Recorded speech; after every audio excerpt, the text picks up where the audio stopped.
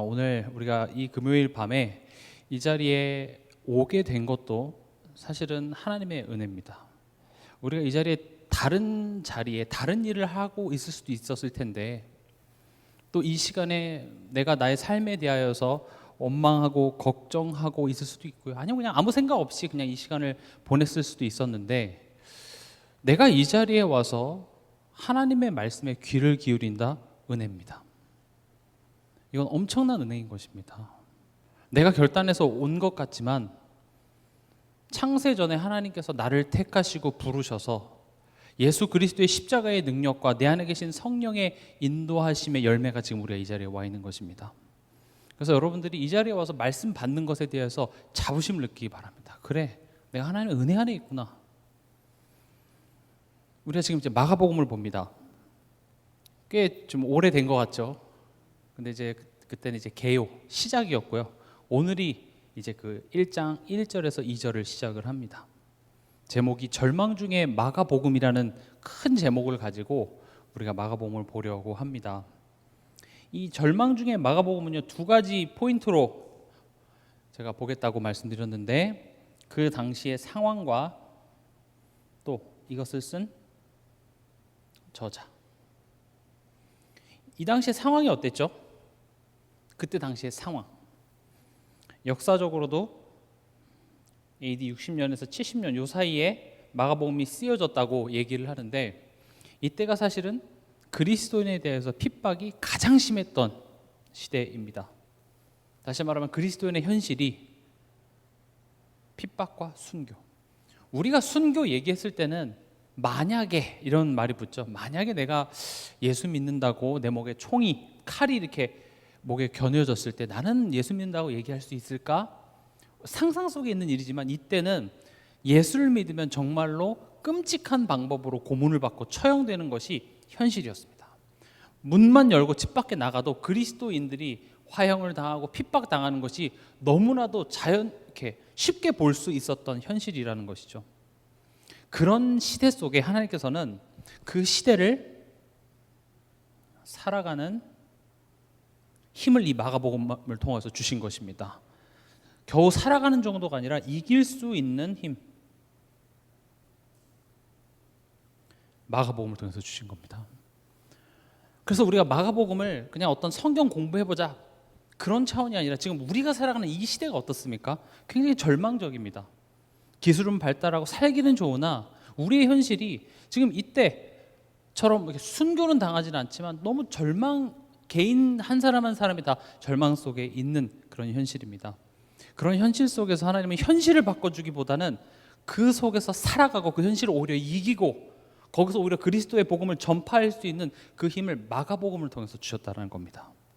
여러분들이 잘 아시다시피 마가복음은 예수님의 공생애를 기록한 겁니다. 그래서 우리가 다 아는 내용일 텐데 이 복음의 내용이 예수님의 그 공생애의 이야기를 우리는 복음이라고 얘기하죠. 이 스토리가 이런 엄청난 핍박 가운데 살아가는 성도들에게 있어서 굉장한 힘이 됐습니다. 겨우 버티는 정도가 아니라 심지어 고난과 핍박을 기뻐하고 즐거워할 수 있는 힘이 마가복음을 통해서 나왔다는 것이죠. 그걸 우리에게 주셨습니다. 2024년을 살아가는 우리에게 주셨습니다. 우리도 하루하루 살아가는 게 삶이 정말 쉽지가 않습니다. 복음이면 어떤 문제와 어려움 속에서 다 이겨야 되는 게 이론적으로는 많지만 실제로 우리 삶 속에서는 이게 잘 안 돼요. 힘들어요.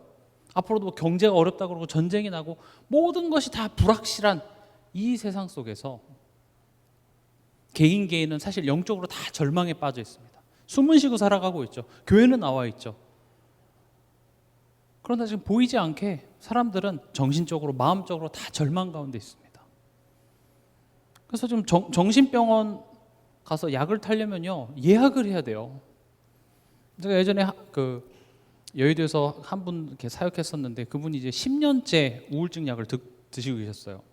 근데 저한테 그런 얘기를 하시더라고요. 목사님, 예전에는 그냥 아무 때나 가면 의사를 만날 수 있었는데 이제는 미리 예약하지 않으면 갈 수가 없어요.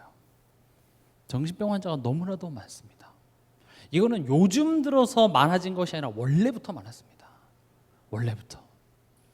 우리 인생은요 사실은 복음 없으면 이런 절망 가운데 살아가고 있어요. 우리가 구원을 받았음에도 불구하고 우리 삶 속에 그 하나님을 누리지 못하고 예수 그리스도의 비밀을 모르면요, 우리 또한도 절망 비스무리한 상황 속에 살아가게 된다는 것이죠. 그래서 우리에게 마가복음을 주신 것입니다. 이 세상을 살아가는 힘, 더 나아가서 이길 수 있는 힘, 더 나아가서는 고난, 핍박, 하나님께서 허락하신 거라면 그걸 기쁨으로 순종할 수 있는 힘 또한도 이 마가복음에 나오더라는 겁니다. 애초에 성경은 예수 믿으면 잘 된다, 예수 믿으면 세상에서 성공한다를 외치는 성경이 아닙니다. 그건 따라오는 것이지 그게 목적이 되지 않습니다. 실망하지 마십시오. 분명히 그런 축복 또한 또 있습니다만은 성경이 가르치고자 하는 것은 고난 가운데서 우린 기뻐할 이유가 그리스도 안에 있다는 겁니다. 이 세상이 줄 수 있는 그런 기쁨과 만족을 초월하는 기쁨이 그리스도 안에 있고 그 그리스도가 우리 안에 있기 때문에 우린 기뻐해야 될 이유가 있다. 그것을 깨달으면 슬픔 많은 이 세상도 천국으로 변한다. 이게 우리 신앙생활의 목적입니다. 그것으로 여러분들 기뻐하십시오. 그게 세계복음화입니다. 이 은혜에 감사하십시오. 그 은혜를 생각하면 내가 감사하고 울지 않고서는 견딜 수가 없는 그 은혜가 내 안에서 넘치는 것, 그걸 보고 응답이라고 얘기합니다. 그 사람을 보고 서밋이라고 부릅니다. 서밋은 세상에서 연봉 높고 좋은 직장 가진 사람이 서밋이 아니라 그 그리스도의 은혜에 감사하는 삶. 그래서 여러분들은 오늘 서밋이 될 수 있습니다. 여러분은 그냥 그렇게 했을 뿐인데 축복이 따라오더라는 것이죠. 그럼 축복이 따라왔는데 나는 그 축복을 줬기 때문에 예수님을 열심히 믿은 게 아니라 나는 하나님이 좋아서, 그냥 예수가 좋아서 그 사랑이 너무 감사해서 했는데 따라왔으니 이건 내 게 아니죠. 그래서 그걸 내가 또 아낌없이 주를 위해서 씁니다. 근데 자꾸 주를 위해 쓰는데 자꾸 줘. 드리는데 자꾸 줘. 그걸 보고 빛의 경제라 그래요. 애초에 내게 많이 있음과 없음이 하나님과 나와의 관계에서 영향을 끼치지가 않아요. 근데 하나님께서는 시대마다 그런 사람을 들어 쓰셨습니다. 이 마가복음을 하나님께서 누구를 통해서 쓰게 하셨죠? 마가입니다. 마가는 훌륭한 사람이 아니었습니다. 심지어 예수님의 제자도 아니었습니다. 마가는요, 의욕과 마음도 있었어요. 우리가 뭘 보면 알 수 있죠? 마가 다락방. 그 모인다고 했을 때 그 장소를 제공하고 나름 바나바와 바울을 따라서 선교 여행도 막 가겠습니다. 의욕은 큰데 막상 현실의 어려운 문제 만나니까 어떻게 합니까? 도망가요. 그래서 2차 선교 여행 때 바나바가 또 데리고 가려고 하니까 바울이 안 돼. 이런 중요한 일에 지난번에 도망갔던 걔를 데려갈 수 없어 했던 마가예요. 이 마가는 우리입니다. 우리의 모습이에요. 우리도 막 집회하고 막 찬양하고 WRC하고 막 이럴 때는 주여 내가 주를 위해 죽겠습니다.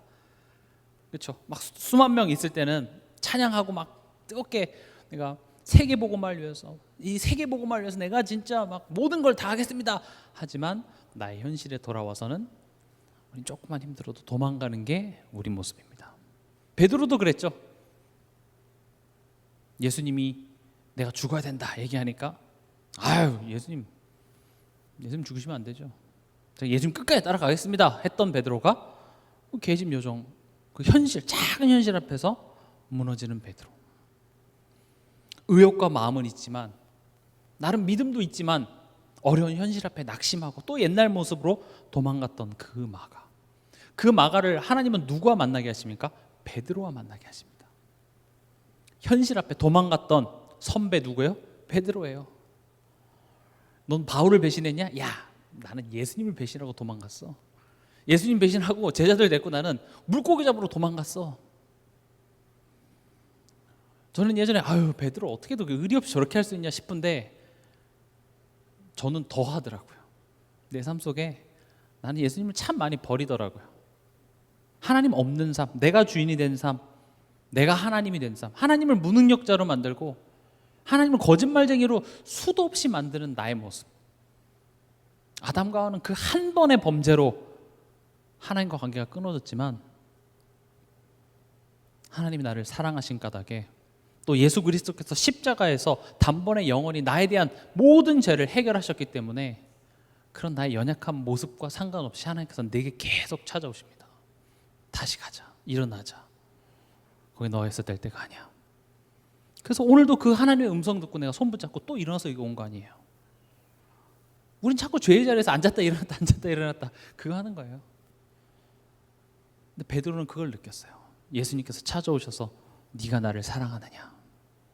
참 아픈 질문입니다. 아시잖아요. 저는 진심이었다고 생각해요. 예수님 사랑합니다. 아시잖아요. 근데 내가 한계이기 때문에 말은 못하죠. 우리도 다 그렇지 않습니까? 여기서 예수님 사랑하지 않으시는 분 계십니까? 없죠. 내가 주를 위해서 모든 거를 내가 다 헌신하고 다 드리고 내 생명을 드립니다 라고 마음은 없으신 분 없잖아요. 다 있는데 그런 결단과 나의 각오가 보잘것없는 현실 앞에서 와그르르 무너지는 내 모습을 보면서 나는 왜 이거밖에 안 될까? 이게 우리 모습이라고요. 그래서 예수님께서 니네가 결단해서 될 게 아니야. 오직 성령이 너에게 임하시면 이렇게 얘기합니다. 그래서 보혜사 성령, 그 성령께서 우리와 함께 하사 우리의 그 여정을 가르치고 생각나게 해서 우리를 그리스도의 장성한 분량까지 하나님께서는 자라나게 인도하시겠대요. 내가 너의 인생을 붙잡고 있기 때문에 걱정하지 말라고 합니다. 나의 모습을 보면서 낙심하지 마세요. 왜냐? 내 인생을 구원하시고 붙잡은 이가 누구예요? 하나님이십니다. 그것만 생각해도 저는 너무 감사하더라고요. 그렇지, 감사하네. 내가 잘하고 못해도 괜찮다는 내용이 아니라 나의 못함이 하나님의 은혜를 더하겠으면 더하겠지 못했기 때문에 벌 주고 그런 하나님 아니에요. 내가 못해서 벌을 받을 거였으면 우리 벌밖에 못 받아요. 그런 의욕은 있으나 현실 앞에서 무너지는 그 선배 베드로와 마가가 딱 만나요. 그리고 그 마가는 베드로의 비서가 됩니다. 또 베드로가 헬라어, 그러니까 그리스어를 잘 못했기 때문에 베드로에게 통역을 해주죠. 그러면서 마가는 옆에서 베드로가 전해주는 이 복음의 내용을 많이 듣게 됩니다. 그래서 마가가 변합니다. 무슨 문제만 생기면 도망갔던 그 마가가 바울이 이렇게 하죠. 나의 동역자, 유익한 자. 베드로는 심지어 내 아들 이렇게 합니다. 베드로가 마가를 내 아들 이렇게 얘기해요. 바울은 디모데를 아들이라고 했죠. 제자인 겁니다. 그리고 마가를 통해서 하나님께서 뭘 하십니까? 마가 복음을 기록하게 하십니다.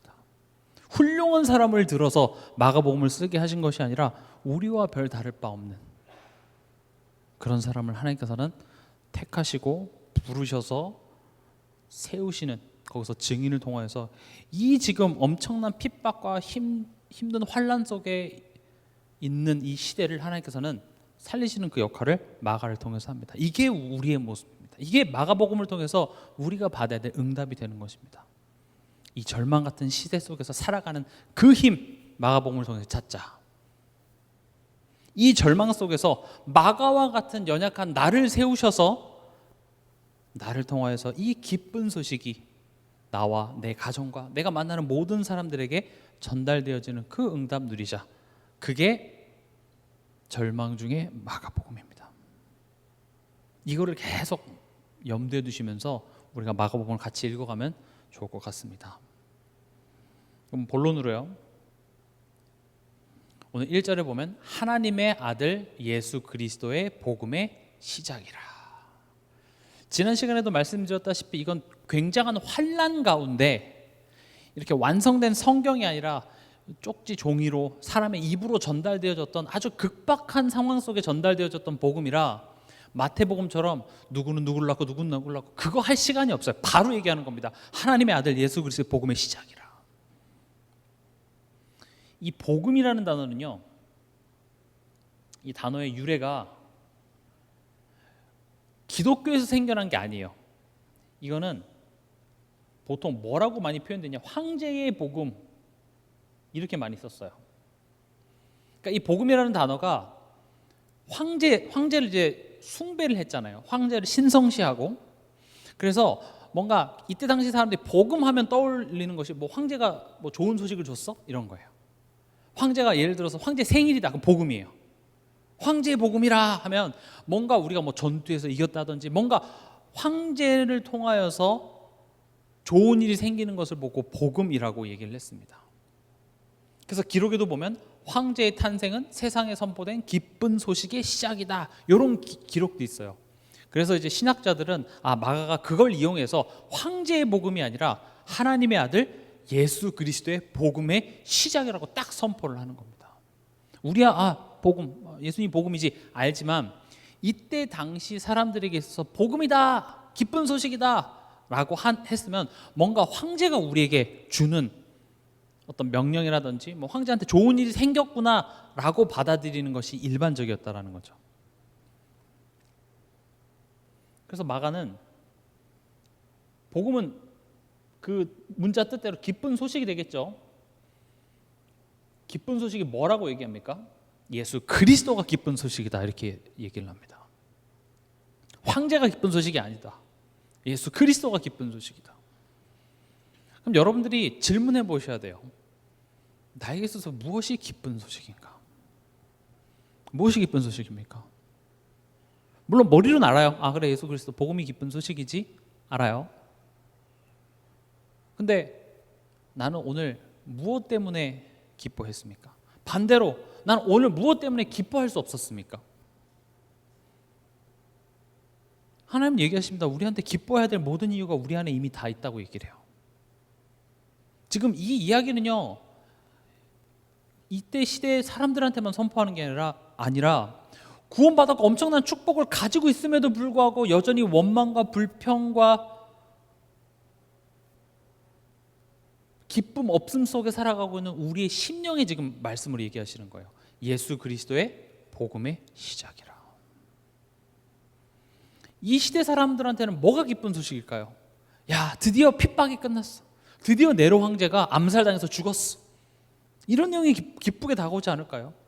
그 네로의 황제의 핍박이 엄청나게 잔인하고 끔찍했고 너무나도 가혹했기 때문에 그 핍박이 이제 끝났다라고 하는 게 기쁜 소식일 수가 있겠죠. 또는 이스라엘이 로마로부터 해방된다, 드디어 우리나라 독립한다. 우리나라도 일제의 강점기 시절을 겪었기 때문에 그게 어떤 의미인지 더 잘 알잖아요. 곧 이제 광복절이 다가오는데 우리에게도 광복이 굉장히 기쁜 소식이었잖아요. 그럼 이때 사람들에게는 무엇이 기쁜 소식이었을까요? 근데 마가복음은 예수 그리스도가 기쁜 소식으로 선포하는 겁니다. 왜 마가복음을 통해서 예수 그리스도의 기쁜 소식이 시작이다 하면서 결국 마가복음을 통해서 왜 예수가 그리스도인 것이 기쁜 소식인지를 설명하는 게 마가복음입니다. 그럼 동시에 우리에게도 예수 그리스도가 기쁜 소식으로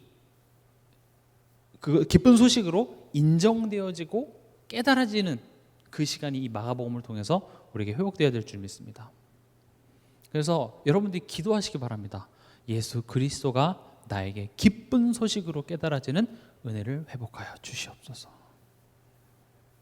그겁니다. 우리 신앙생활의 방향은요, 내가 예수 잘 믿을 테니까 뭐 잘해주고 뭐 낫게 해주고 그걸 하지 말라는 건 아닙니다만은 진짜로 뭐예요? 예수 그리스도가 나에게 기쁜 소식으로 깨달아지는 은혜를 더하여 주시옵소서요.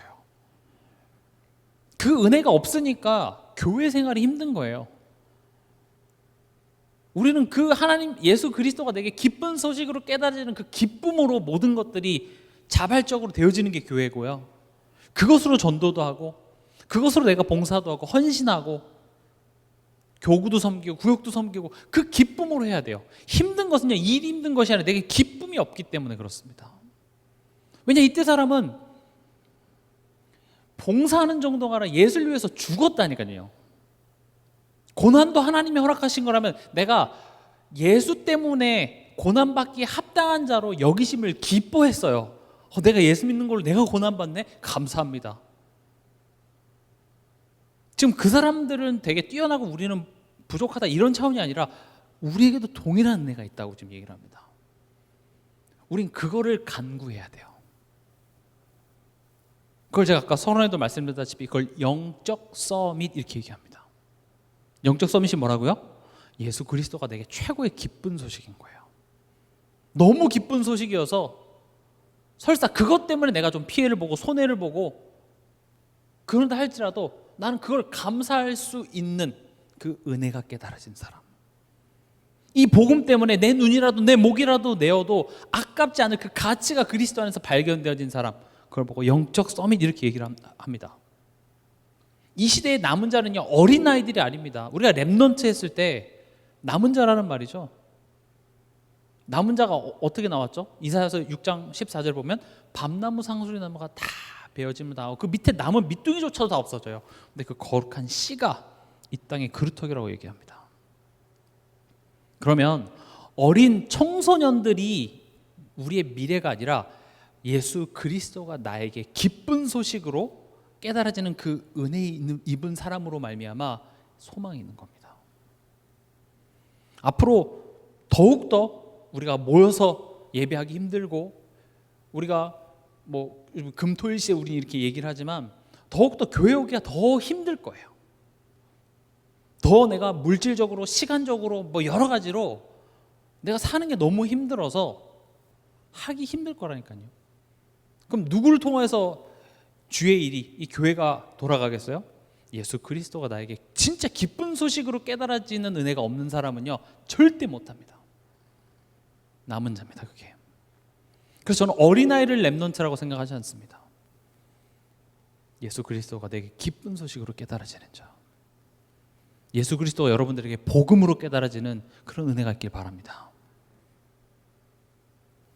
그래서 우리는 계속 이 복음의 음성을, 복음의 풍성함을 성경을 통해서 계속 우리에게 들려줘야 돼요.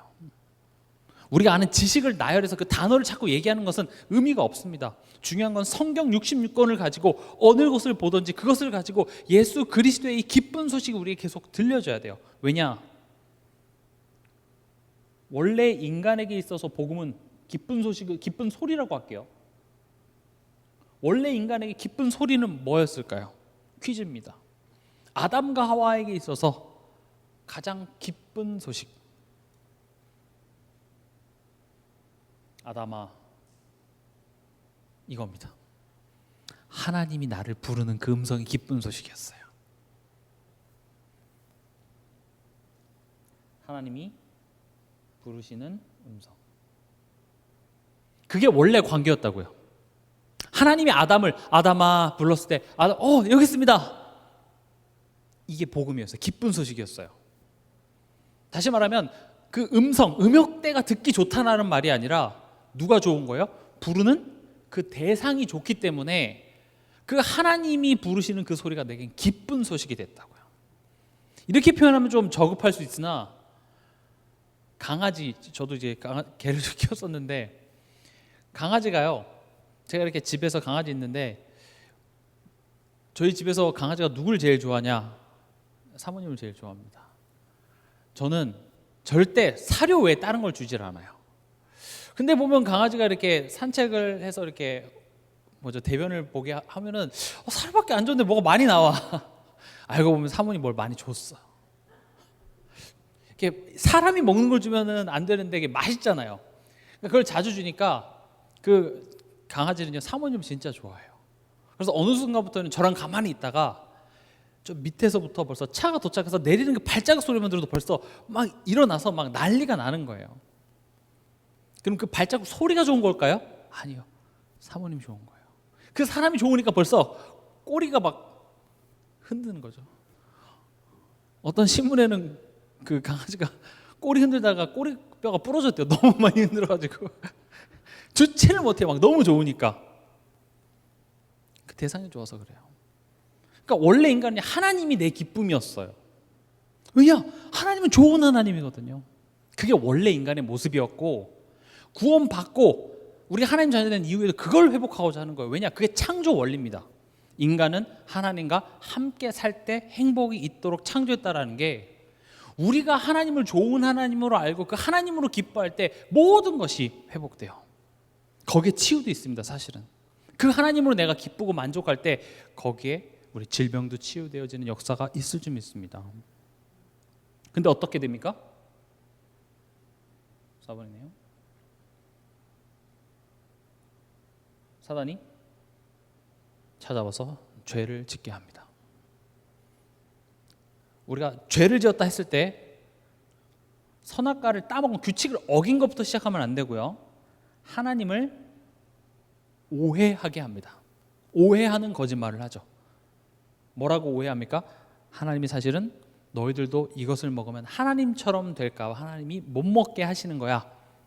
더 쉽게 얘기하면 하나님이 좋은 거를 너네한테 지금 안 주는 거야.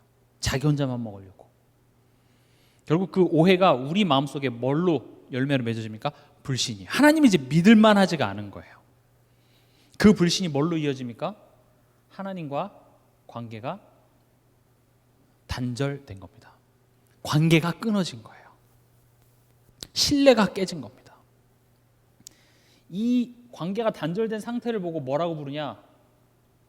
죽었다 이렇게 얘기합니다. 성경은 죽음에 대해서 많이 얘기하고 있는데 우리는 이해합니다만은 불신자나 교회를 다닌 지 얼마 안 된 사람은 이 죽음이라는 개념이 이해가 되지 않아요. 난 살아있는데, 예수 믿으면 생명을 얻습니다. 무슨 소리입니까? 난 살아있는데. 죽음은 뭐라고요? 하나님과 관계가 단절된 거예요. 하나님을 믿을 수 없어요. 내 인생이 하나님 몰라서 불행하다라는 사실조차도 인정할 수 없는 상태를 보고 죽었다. 그럼 반대로 생명은 뭐가 됩니까? 하나님과 관계가 회복된 것을 생명. 그럼 영생은 뭡니까? 오래 사는 겁니까? 아닙니다. 그 하나님과의 관계가 영원히 유효해진 것을 보고 영생을 얻었다 이렇게 됩니다. 결국 이 죽은 상태에 있게 되고 우리는 누구 소속이 됩니까? 사단의 소속이 돼서 결국 사단이 가야 될 지옥에 우리도 가게 되는 운명 속에 우리는 묶이게 되는 것이죠. 이것을 히브리서 2장 14절 15절에는 이렇게 얘기를 하고 있습니다. 죽음의 세력을 잡은 자 곧 마귀. 또 15절에는 죽기를 무서워함으로 한평생 매어 종노릇하는 모든 자. 죽음의 세력을 잡았다라는 것 자체가 우린 그의 지배 아래, 그의 역사 아래 우리가 있게 됐다라는 것이죠.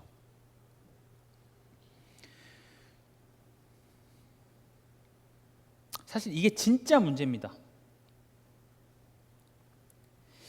이것의 심각성을 알아야 돼요.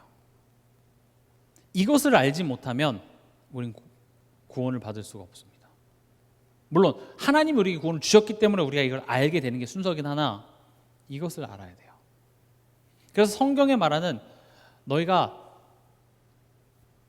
죄를 버리고 돌이켜서 와라고 했을 때 거기서 말하는 죄로부터 돌이켜서 회개하라는 말이 이 사실을 알라라는 거예요. 보세요.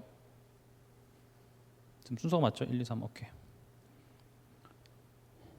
그럼 보세요. 이걸 보고 원죄 이렇게 얘기를 합니다. 여기에서부터 우리의 삶이 어떻게 됩니까? 불행해집니다. 다시요. 지금 이 앞에 원죄 때문에 하나님이 우리에게 벌을 준 거라고 생각하지 마세요. 너네가 날 안 믿었어? 벌 받아라.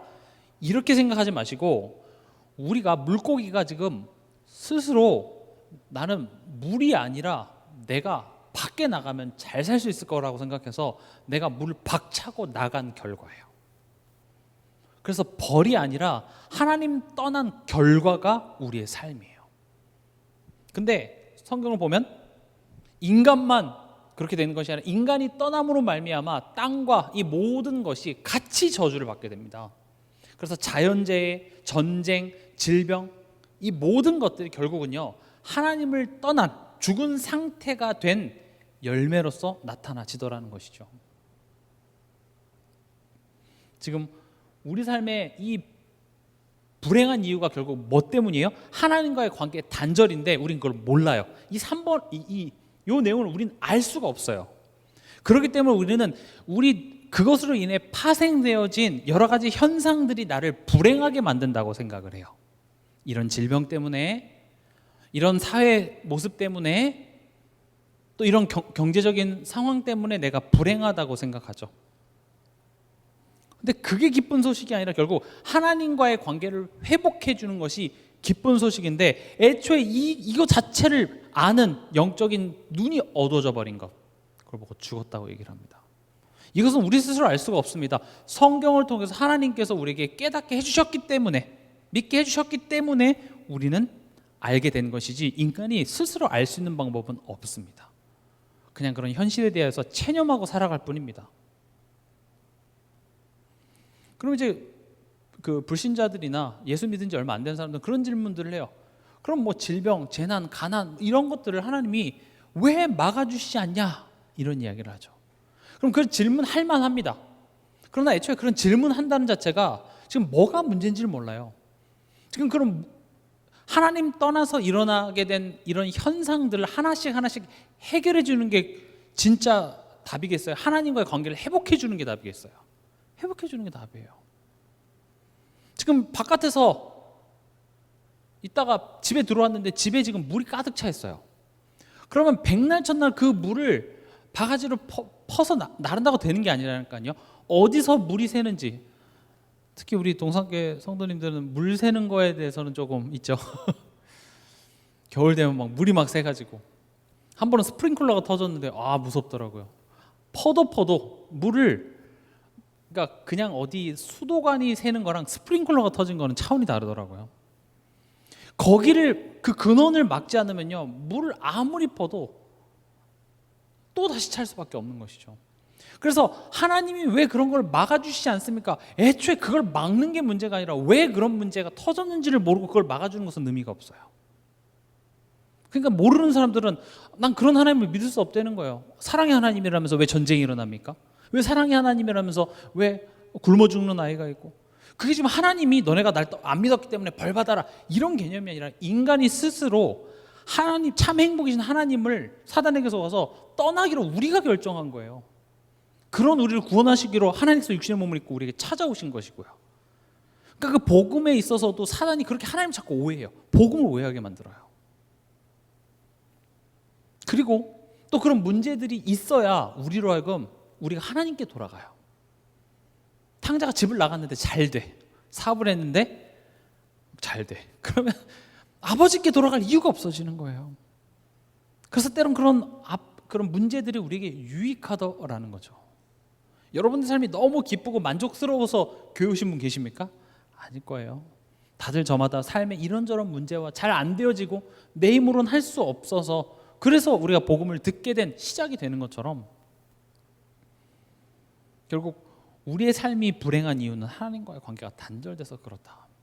이게 되게 단순하고 기초적인 내용인 것 같지만, 여러분들은 정말 지금 내가 기쁘지 않고 내가 불행하고 내가 원망이 되고 내가 염려하는 것이 지금 하나님과의 관계가 지금 뭔가 좀 이렇게 원활하지 않아서 그렇다고 생각이 됩니까? 아니면 남편 원망, 아내 원망, 자녀 원망, 현실 원망을 하게 되십니까? 우리도 후자예요, 사실은. 구원받았어도, 성령이 함께 있다고 하고 난 하나님 자녀라고 그렇게 복음을 많이 듣고 훈련을 받았어도 또 돌아가는 우리라고요. 그래서 인간에겐 그 어떤 소망도 없어요. 그래서 성령께서 우리에게 역사하셔서 인도하지 않으면 방법이 없어요. 그러니까 기도하지 않는다라는 것 자체가 그건 안 되는 거예요. 성령 하나님 도와달라고 내가 부탁해야지만 들어주는 게 아니라, 기도한다라는 것은 애초에 내 힘으로 할 수 없습니다를 인정하는 행위라고요. 기도 어떻게 합니까? 눈을 감죠. 손을 모으고 무릎을 꿇습니다.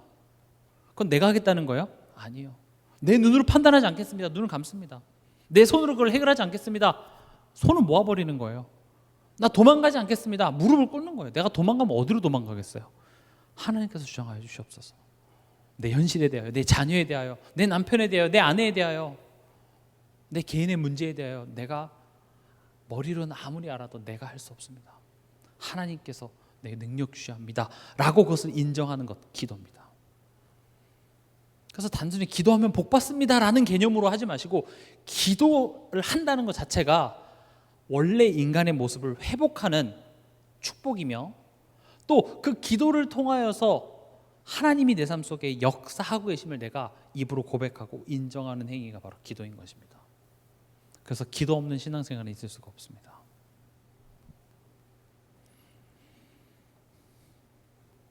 이런 우리에게 창세기 3장 15절 여자의 후손을 약속하십니다. 아까 앞서 말씀드렸던 것처럼 우리가 죽어 있는 상태입니다. 죽은 자에게 뭔가 반응을 요구할 수 없습니다. 너가 믿으면 내가 구원을 줄게. 애초에 우리에게 믿을 수 없습니다. 믿음이라는 반응이 우리에게 나올 수 없는 것을 보고 죽은 상태라고 얘기합니다. 그래서 성경에 보면 하나님께서 영생 주시기로 작정된 자가 있다고 표현을 하죠. 하나님이 택한 사람이 있다라고 표현을 합니다. 그것은 택한 자가 있다, 택한 자가 없다, 이것을 구분짓기 위해서 지금 그런 말을 쓰는 게 아니라 애초에 하나님이 우리를 택해 주지 않으면 구원이 우리에게 이루어질 수 없다는 걸 강조하기 위해서예요.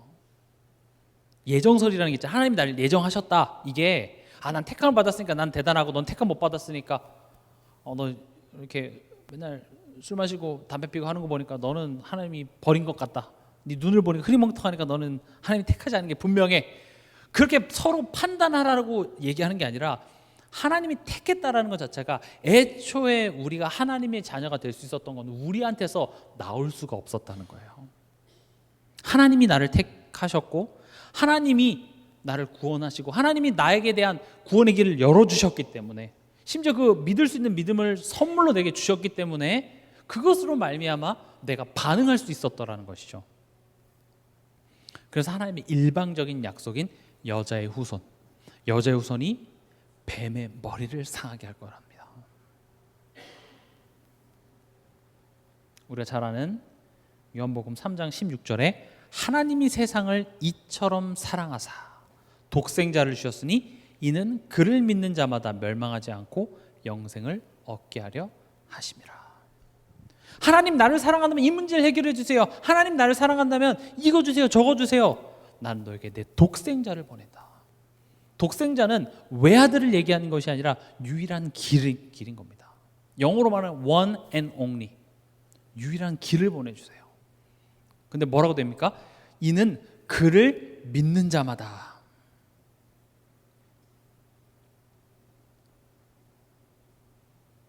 그를 믿는다는 게 뭘까요? 그를 믿는다라는 것은요,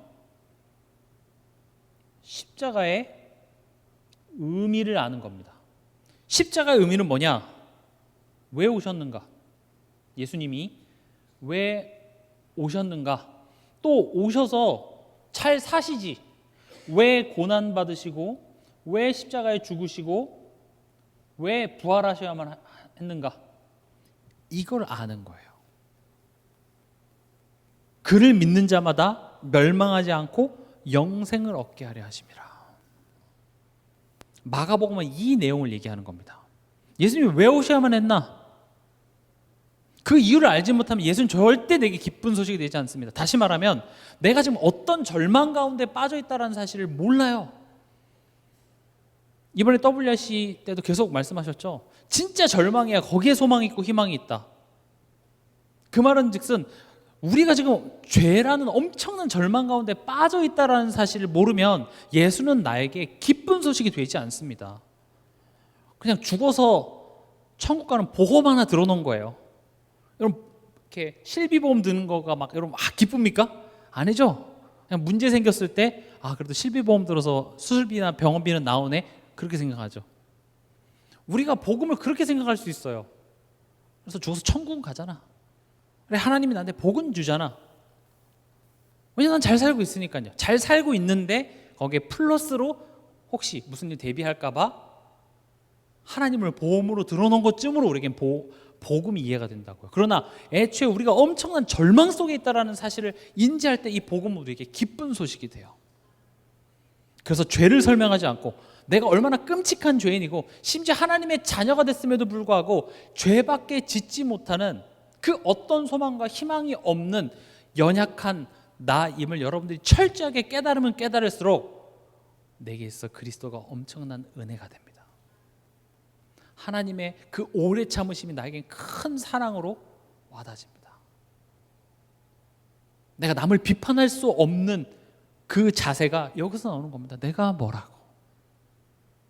내 의견이 무조건 맞다고 얘기할 수 없습니다. 왜냐? 내 생각은 하나님 앞에서 완전하지 않거든요.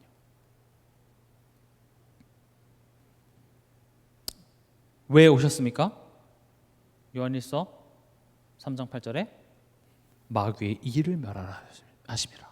마귀의 일이 뭡니까? 죄를 짓게 해서 자기 소속이 되게 하는. 마귀의 일을 멸하셨기 때문에 우리가 매 순간 하나님을 믿지 못하는 죄를 지었음에도 불구하고 우리는 더 이상 마귀의 소속이 아니라 하나님의 자녀, 하나님의 사랑에서 그 어떤 것도 끊을 수 없는 자리로 하나님께서 우리를 완벽히 옮기셨다는 겁니다. 그게 예수님이 십자가에서 죽으셔야만 하는 이유죠. 로마서 6장 23절에 죄의 대가가 뭡니까? 사망입니다. 그래서 예수님께서는 죽음을 통하여서 우리의 죄값을 다 치르시고 십자가에서 단번에 영원히 이루신 것이죠. 죄와 사망의 법에서 우리를 해방하셔서 더 이상 우리에게 정죄가 있는 것이 아니라 이제 너가 하나님의 자녀라고 선포하신 것입니다. 의롭다고 선포해 주신 것입니다.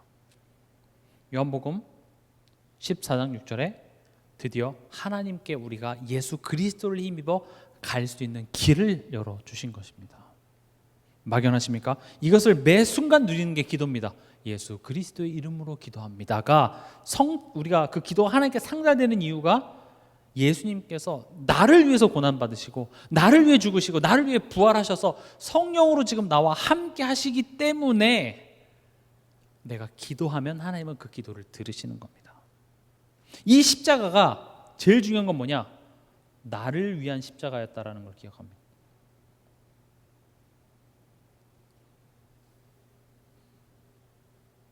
이 십자가의 의미를 알고 그 십자가가 나를 위한 십자가라고 믿는 자마다 멸망하지 않고 영생을 얻게 하려 하심이라. 아멘입니까?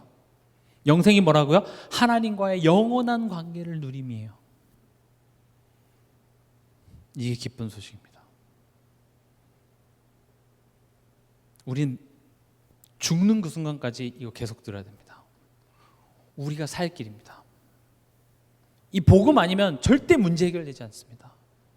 이 복음의 기쁜 소식 아니면 그 어떤 것도 이 사망의 몸에서 우리를 건져낼 것이 없습니다. 이건 기초의 내용이 아니라 우리가 항상 평생 우리가 먹어야 될 빵과 포도주와 같은 것입니다. 그러면요, 다시 1절로 돌아가서 하나님의 아들 예수 그리스도의 복음의 시작이라 이렇게 되어 있습니다. 복음의 시작. 복음이 언제 시작됐을까요? 우린 예수님이 이 땅에 오시는 그 순간에 복음이 시작됐다고 생각하지만 그렇지 않습니다. 에베소서 1장 4절에서 5절을 보면 곧 창세전에 그리스도 안에서 우리를 택하사 우리로 사랑 안에서 그 앞에 거룩하고 흠이 없게 하시려고 그 기쁘신 뜻대로 우리를 예정하사 예수 그리스도로 말미암아 자기의 아들들이 되게 하셨으니. 복음의 시작이 언제부터라고요? 창세전입니다. 복음은 예수님이 태어난 그 순간에 딱 시작된 게 아닙니다. 여러분들이 예수님을 내가 믿겠습니다 하고 영접기도 아멘 하는 순간 복음이 시작되는 것이 아니라 창세전이래요. 더 쉽게 말하면 하나님으로부터 시작된 거예요.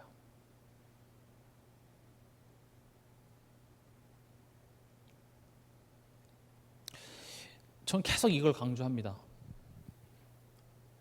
내가 믿었고 내가 원인이 돼서 내가 붙잡아서가 아니라 하나님으로부터 시작된 복음이라는 사실을 여러분들이 깊게 묵상하다 보면요, 그게 우리 삶에 대한 새로운 관점을 제시합니다.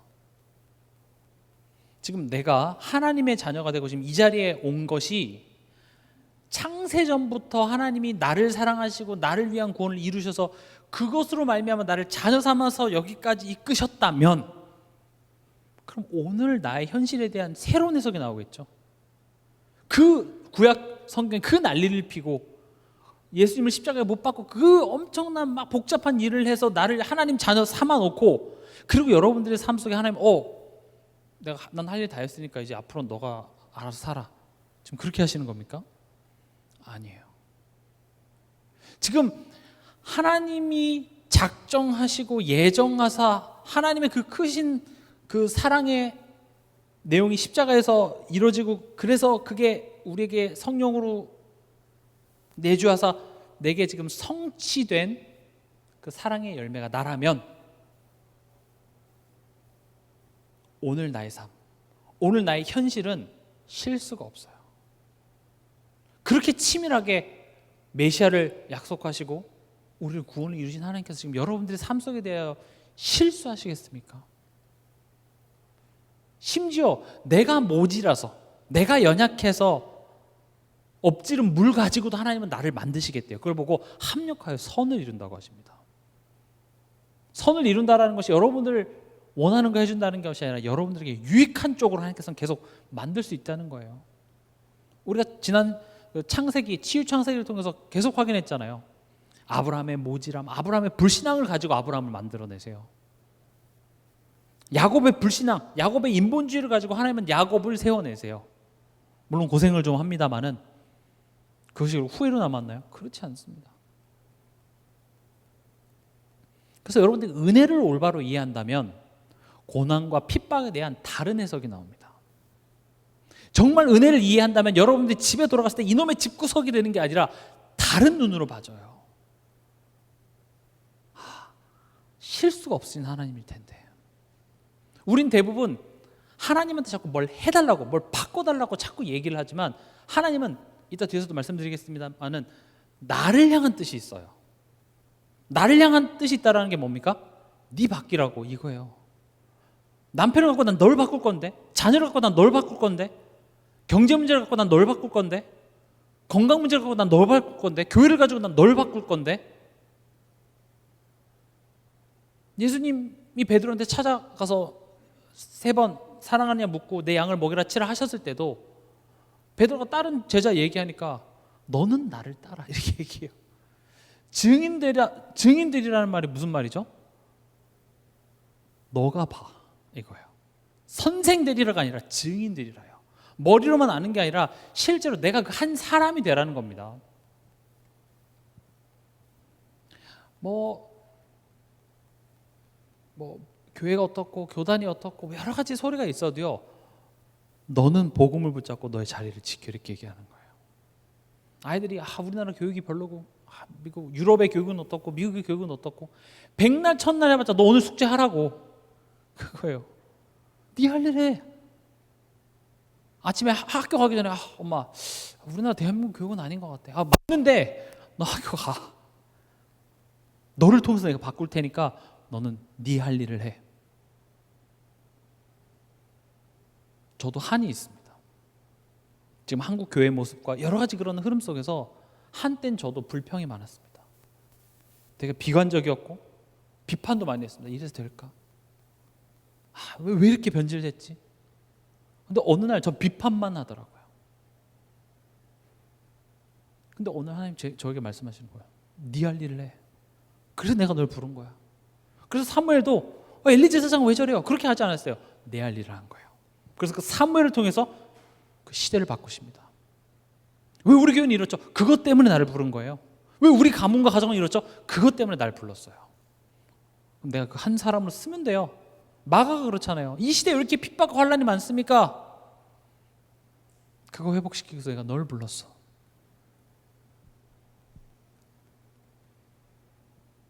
복음의 시작은요, 로마서 5장 8절에 우리가 아직 죄인이 되었을 때 이렇게 됩니다. 이게 무슨 말이냐? 우리가 잘했을 때 하나님께서 우리에게 기쁜 소식을 주는 게 아니라 내가 잘한 게 없을 때 이미 하나님께서는 우리에게 있어서 선한 일을, 좋은 일을 시작하셨다라는 것이죠. 앞서 말씀드렸던 것처럼 우리의 어리석음을 가지고도 하나님은 우리에게 유익한 것을 만드실 수 있다는 사실입니다. 그래서 여러분들이 실수했거나 연약한 모습 앞에 너무 자책하지 마시고, 그래, 내가 잘못한 건 인지해야 돼요. 괜찮아가 아니라 내가 속았구나, 내가 하나님을 불신했구나. 그러나 이런 현실을 가지고도 하나님께서는 최고의 것을 만들 수 있어요.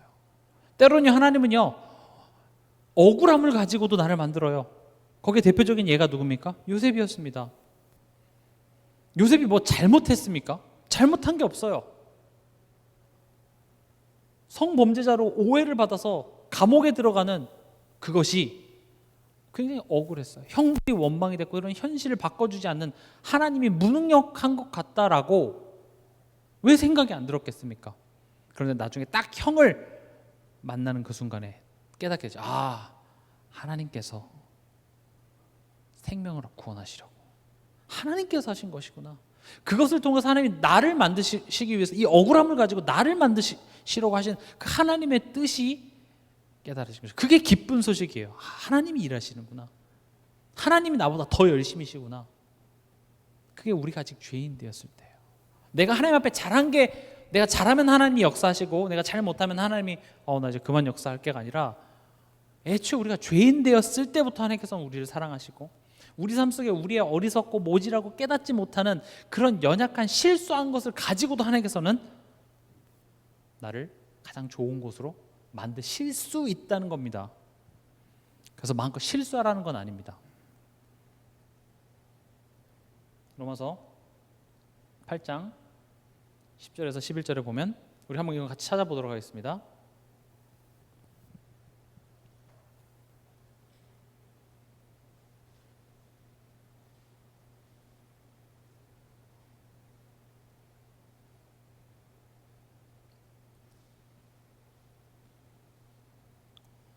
같이 읽겠습니다. 또 그리스도께서 너희 안에 계시면 몸은 죄로 말미암아 죽은 것이나 영은 의로 말미암아 살아있는 것이니라. 예수를 죽은 자 가운데서 살리신 이의 영이 너희 안에 거하시면 그리스도 예수를 죽은 자 가운데서 살리신 이가 너희 안에 거하시는 그의 영으로 말미암아 너희 죽을 몸도 살리시리라.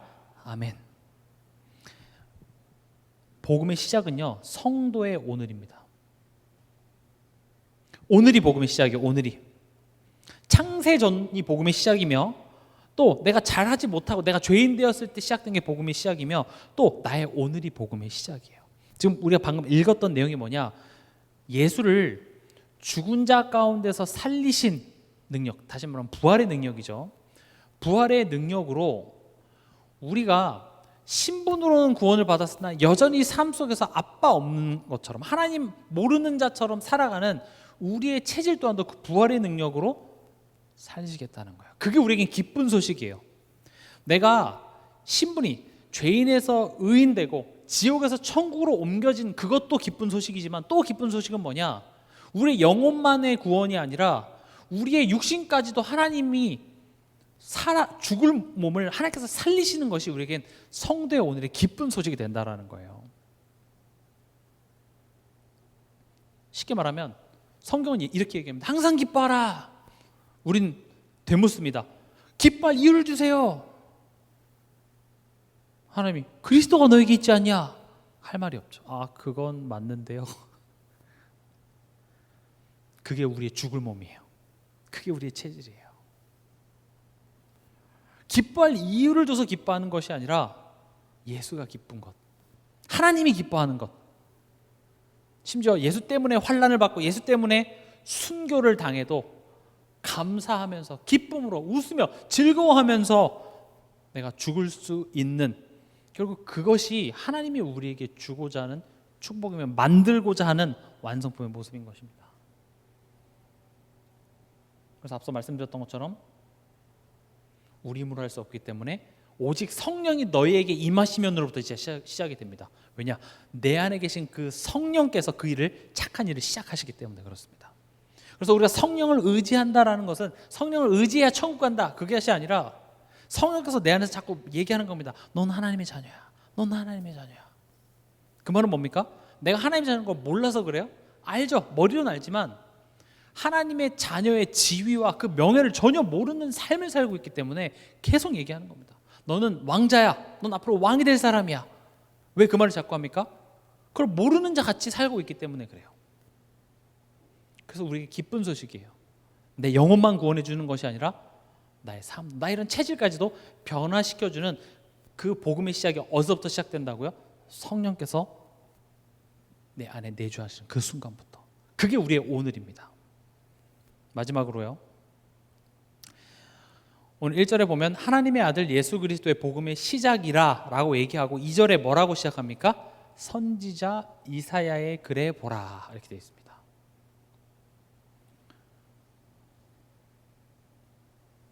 복음의 시작이다 라고 얘기한 다음에 그 다음에 뭘 얘기합니까? 선지자 이사야의 글. 지금으로 말하면 그게 뭡니까? 성경입니다. 이해가 되시나요? 성경에 따르면, 성경에는 지금 이렇게 얘기하는 거예요. 다시 말하면 그 복음의 시작을 우리에게 주셨는데 무엇을 통해서 알게 하세요? 성경. 그 성경이 무엇을 증언합니까? 예수가 그리스도이심을 증거하기 때문에. 그래서 성경을 통하여서 예수가 왜 내게 기쁜 소식인지가 깨달아져야 돼요. 사람의 말이 아닙니다. 응답을 주셔서가 아니라 성경을 통하여서 예수가 왜 내게 기쁜 소식인지가 깨달아져야 돼요. 다시 말씀드립니다. 내게 외양간에 송아지가 있고 무슨 문제 해결해주고 병이 낫고 돈을 벌고 좋은 일이 생겨서 예수가 기쁜 소식이구나 깨달아지는 것이 아니라 뭘 통해서요? 성경을 통해서, 말씀을 통해서 예수 그리스도가 왜 기쁜 소식인지를 깨달아져야 된다는 겁니다. 그래서 성경 없이는 절대 우리 신앙에 있어서 자라남이 있을 수가 없으며 오히려 퇴보됩니다. 근데 우리가 성경을 읽는 것도 유익하지만 그걸 100% 다 이해할 수 있을까요? 없습니다. 우리가 그런 기준도 없고, 그렇기 때문에 하나님께서는 교회를 세우셔서 교회 강단을 통하여서 말씀을 주십니다. 이 말씀은, 목사님의 말씀은 성경보다 위에 있는 것이 아니라 결국 성경에 있는 것을 우리로 하여금 보게 하는 가이드입니다. 표지판입니다. 여러분들로 하여금 그 성경을 보게 만들어서 나로 하여금 뭐예요? 예수가 그리스도이신 것이 내게 복음으로 깨달아지도록 인도하는 가이드일 뿐이지, 우린 메신저일 뿐이지 메시지가 아니라고요. 한국 교회가 이렇게 변질되고 타락한 이유가 뭐냐? 메시지보다 메신저가 높여져서 그래요. 우린 메신저가 중요한 게 아닙니다. 누가 중요해요? 메시지가 중요해요. 말씀이 누구예요? 곧 예수 그리스도. 예수 그리스도가 높여져야 되는데 자꾸 메신저가 높여져요. 틀린 겁니다. 그래서 우리 이걸 회복하자는 거예요. 당연히 강단, 목사님을 통해서 말씀을 주시기 때문에 당연히 목사님 필요 없습니다. 이런 차원이 아니라 우리가 무엇을 지금 바라봐야 되냐는 거죠. 우리는 사람을 따라가는 것이 아니라 말씀을 따라가고 있기 때문에 그 말씀 앞에 우리는 자꾸 서야 된다는 겁니다. 그래서 제가 최근에 이 언약에 대해서 자꾸 말씀드린 것이, 언약은 결국 성경을 통하여서 나를 향한 하나님의 뜻이 언약이에요. 다시요. 언약은 뭐라고요? 내 뜻이 아니라 나를 향한 하나님의 뜻이에요. 그냥 성경 구절 하나하나가 언약 이렇게 하는 게 아니라 나를 향한 하나님의 뜻인 것이죠. 그러면 우리 삶 속에서 언약을 붙잡는다, 언약을 붙잡는 기도한다 했을 때 우리 삶 속에 일어나는 모든 문제와 사건 속에 뭐가 있다고 먼저 인지를 해야 돼요? 나를 향한 하나님의 뜻이 있다고 인지하는 것에서부터 언약의 여정, 언약 기도가 시작이 되는 거예요. 뭐라고요? 나를 향한 하나님의 뜻이에요. 하나님, 저 인간은 왜 저럴까요? 이 상황을 바꿔주세요. 그것도 맞지만 이 상황을 허락하신 나를 향한 하나님의 뜻이에요. 나를 향한. 그럼 어떤 난지가 보여지지가 않잖아요. 그래서 제가 얘기하는 게 믿지 못하는 내가 보여줘야 돼요. 불신앙하는 나, 하나님을 믿지 못하는 나, 염려하는 나, 고아와 같이 행동하고 바라보는 내가 보여져야 그런 나를 향한 하나님의 뜻이 보여진다고요. 근데 그게 안 보여져. 그냥 억울한 나예요. 저 사람은 지금 사단에게 씌어서 눈을 보니까 전 사단이야. 그래서 저 상대방을 꺾고만 있지, 나를 향한 하나님의 뜻이 보여지지 않는 사람은 언약을 붙잡았다고 얘기할 수 없어요. 우리 렘넌트 얘기할 때 요셉은 언약을 붙잡았기 때문에 됐습니다라고 했을 때 언약이 뭐예요? 나를 향한 하나님의 뜻을 따라갔기 때문에 됐다는 얘기인 거죠. 그러면 하나님의 뜻이 있다는 걸 인지했으면 그게 뭔지 질문을 해야겠죠. 그렇죠? 근데 대부분 질문만 하고 끝이 나요. 근데 우리는 그걸 뭘 통해서 확인합니까? 여러분들에게 있어서는 이번 주 강단 말씀을 이것을 가지고 질문하시기 바랍니다. 특히 성경은 한 번에 다 읽을 수 없으니까 강단의 본문 그 내용을 여러분들이 깊게 묵상하시고 이번에 말씀 주셨던 그 말씀의 내용과 함께 생각하면서 질문하는 거예요. 이걸 보고 언약 기도라고 합니다. 뭐 언약 기도문에서 뭐 이렇게 읽고 그거는 시작하기 위하여서 그냥 도와주는 거지. 진짜 언약 기도는 뭐냐? 여기에 분명히 하나님의 뜻이 있는데 하나님 뜻이 뭡니까? 질문하는 것도 큰 스텝이에요. 그러나 질문만 해서 되는 게 아니라 그러면 하나님의 음성을 듣는 게 있어야 될 거 아니에요. 그게 강단이라고요. 그럼 강단의 메시지를 통하여서 그 말씀을 내가 계속 가지고 질문하는 것. 그럼 메시지가 있고 하나님의 뜻을 알려달라고 나는 기도를 하고 있잖아요. 그렇죠? 그럼 언약 기도의 응답은 뭐겠어요? 문제 해결인가요? 문제 해결인가요? 아니죠. 지금 하나님의 뜻을 알게 되는 게 응답이 되는 거예요. 그러면 그 하나님의 뜻을 알게 됐을 때 그 뜻이 내 마음과 맞는 경우보다 맞지 않는 경우가 더 많아요. 쉽게 말하면 넌 갈대아 우르를 떠나라 이런 것들 있잖아요. 다니엘이 기도를 해봤는데 아무리 봐도 난 사자굴에 들어가야만 하는, 그럼 위기 속으로 들어가야만 하는 그런 하나님의 뜻에 우리가 순종이 될까요? 안 될까요? 잘 안 돼요. 힘들어요. 근데 이것을 순종하는 것을 보고 언약을 붙잡는다 그러고, 이 순종하는 데 있어서 우리가 의지해야 될 게 뭐냐? 성삼위 하나님입니다. 성령, 부활의 능력, 또 내 삶을 통치하시는 하나님의 주권, 이것을 우리가 의지함으로써 우리가 언약을 붙잡습니다. 그때 어떻게 됩니까? 내가 변합니다. 상황을 바꿔주시옵소서, 우리 가정을 바꿔주시옵소서. 그런데 내가 변하는 거예요. 내가 변하는 것을 보고 가정이 바뀝니다. 교회를 바꿔주시옵소서, 내가 변하니까 교회가 바뀌더라는 것이죠. 말씀을 맺겠습니다.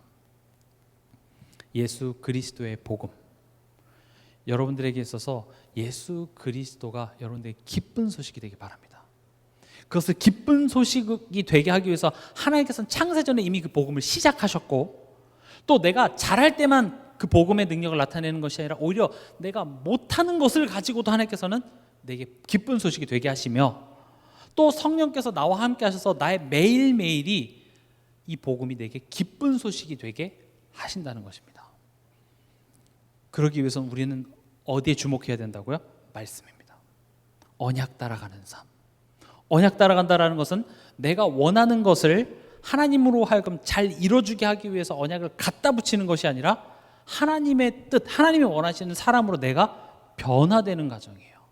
그럼 하나님의 뜻이 있다라는 사실을 인지하고 그 뜻을 구하기 위해서는 내 삶 속에 하나님이 역사하고 계심을 내가 먼저 인지해야 되고, 또 하나님이 강단을 통하여서 나에게 말씀하고 있다는 사실을 우리가 믿어서 그것을 가지고 질문하는 것을 보고 언약 기도, 그리고 그 질문을 통하여서 내게 깨닫게 하시는 그 내용을 내가 순종하는 것, 그리고 언약을 붙잡는다.